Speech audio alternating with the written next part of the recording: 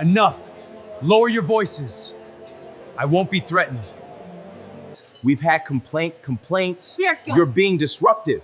This is ridiculous. We didn't do anything. The dining room went quiet in the middle of a sentence, not because the music stopped, not because a glass shattered, but because the manager raised his hand and said, "Enough! Lower your voices." Amani Okoye paused with her fork halfway to her plate. She didn't look angry. She looked confused. Her brother, Kelechi, sat beside her, shoulders squared, jaw tight but still. Around them, a small table of black friends, laughing seconds earlier, felt the room close in, and what the manager didn't know was that silence was already being documented. Before we continue, tell us where you are watching from in the comments. We would like to know how far these videos go. And if stories like this matter to you, stay with me, like this video, and subscribe to Black Justice so more people can hear these powerful lessons. Your support helps us keep telling stories that matter. Now back to the story. The manager, Thomas Hale, stood near the host stand, blazer pressed, smile practiced in. "We've had complaints," he said, voice smooth. "You're being disruptive." Amani glanced around. Other tables were louder. A birthday group clinked glasses. A couple argued softly near the window. "We're just talking," Amani said. One sentence. "Calm." Thomas's smile tightened. Then, "Talk less." Each word made the room smaller. Kelechi leaned back, hands open on the table. "Is there a rule we broke?" Thomas didn't answer the question. He repeated himself. "Louder. Lower your voices." The silence did more damage than the insult. Amani felt it. The familiar pressure to shrink, to apologize for taking up space. She didn't. She reached for her phone and set it face down beside her plate. Not threatening, just present. Thomas noticed. Recording isn't allowed. Amani met his eyes. "I wasn't recording." "You don't need to," he said, stepping closer. "We're done here." Other diners looked up. A server froze mid-step. The room held its breath. "Please," Thomas said, now sharp, "don't make a scene." Kelechi spoke quietly. "You're making it."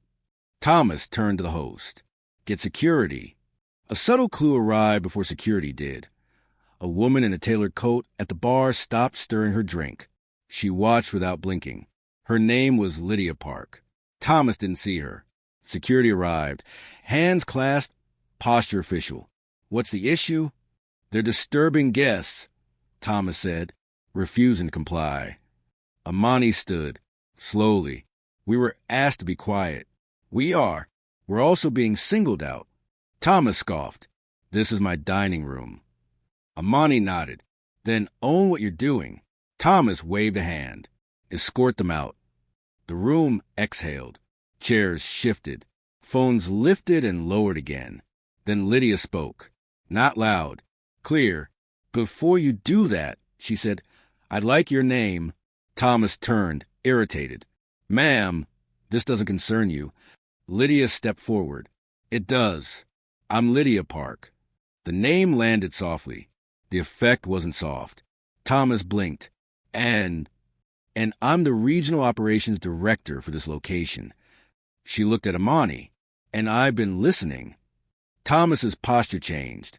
Not dramatically. Just enough. "I was in the middle of an audit dinner," Lydia continued, "and I heard you attempt to silence one table while ignoring others." Thomas laughed once. Then, "This is a misunderstanding." Lydia tilted her head. "Then explain it." Thomas opened his mouth. Closed it. Amani didn't smile. She didn't gloat. She stood still. Lydia looked at security. "You can step back." She turned to Amani. "I'm sorry you were treated this way." Thomas tried again. "We have to maintain atmosphere." Lydia's voice stayed even. Atmosphere is not code for bias. The truth didn't shout. It sat down. He didn't raise his voice. He raised the truth. Lydia said, "Eyes on Amani, then on Thomas." Lydia asked Thomas to step aside. They spoke quietly. No audience. No spectacle. When they returned, Lydia faced the room. "Dinner is on the house for this table," she said. and we will be reviewing our conduct policies immediately. Thomas stared at the floor. The next morning, Thomas was placed on administrative leave pending investigation. The restaurant issued a public apology. Mandatory training followed.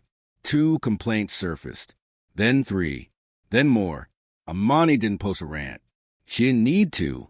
Others did the remembering. What stayed wasn't the silence. It was who tried to enforce it and who refused to accept it. Respect doesn't ask you to disappear. It asks you to listen. Power reveals who we are when no one is watching. If this story touched your heart and reminded you that respect should never depend on appearances, race, or color, take a moment to subscribe. Your support helps us share more Black justice stories that inspire change, spark awareness, and remind the world what dignity truly looks like. Like and share this video and leave a comment. Your voice helps bring these stories to life and keeps the message alive. Your voice matters here.